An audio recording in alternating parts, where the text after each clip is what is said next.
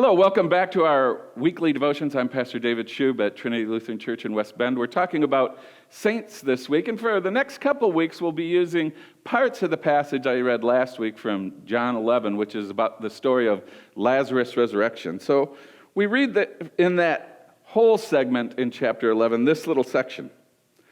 Then Jesus, deeply moved again, came to the tomb. It was a cave, and a stone laid against it, and Jesus said, "Take away the stone." Martha, the sister of the dead man, said to him, "Lord, by this time there'll be an odor, for he's been dead for 4 days." But Jesus said to her, "Did I not tell you that if you believed, you would see the glory of God?" We often use in our thoughts for the day the following quote from St. Augustine. "Faith is to believe what you do not see. The reward of faith is to see what you believe."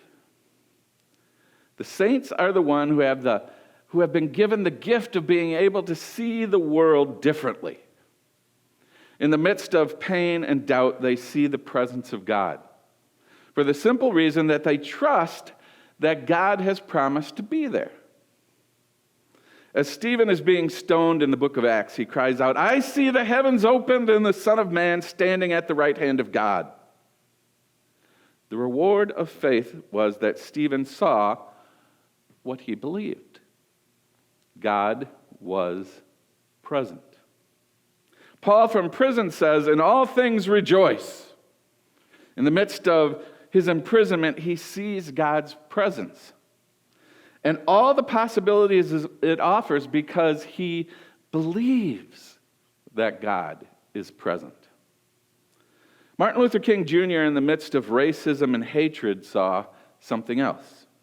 He wrote, "I have a dream that one day in Alabama, with its vicious racist, with its governor having his lips dripping with the words of interposition and nullification, that one day right down in Alabama, little black boys and black girls will be able to join hands with little white boys and white girls as sisters and brothers.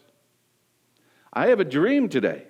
I have a dream that one day every valley shall be engulfed, every hill shall be exalted, and every mountain shall be made low. The rough places be made plain, and the crooked places will be made straight, and the glory of the Lord shall be revealed, and all flesh shall see it together. This is our hope. This is our faith that I will go back to the south with. With this faith, we will be able to hew out of the mountain of despair a stone of hope. With this faith, we'll be able to transform the jangling discord of our nation into a beautiful symphony of brotherhood. With this faith, we will be able to work together, to pray together, to struggle together, to go to jail together, to climb up for freedom together, knowing that we will be free one day. This will be the day when all God's children will be able to sing with new meaning, "My country, 'tis of thee, sweet land of liberty, of thee I sing. Land where my fathers died, land of the pilgrim's pride, from every mountainside let freedom ring." And if America is to be a great nation, this must become true. So let freedom ring. When we let freedom ring, when we let it ring from every tenement and every hamlet, from every state and every city, we will be able to speed up that day. When all God's children, black men and white men, Jews and Gentiles, Protestants and Catholics, will be able to join hands and sing in the words of the old spiritual, "Free at last, free at last. Thank God Almighty, we are free at last." This is what the saints see. That's the kind of vision that lives in me and it lives in you.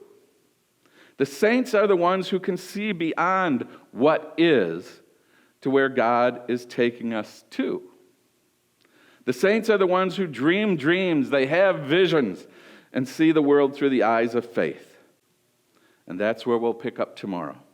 But for today, let our prayer be the song, "Through Heaven's Eyes" from the Prince of Egypt. There'll be a little link after this devotion for that so that you can go there.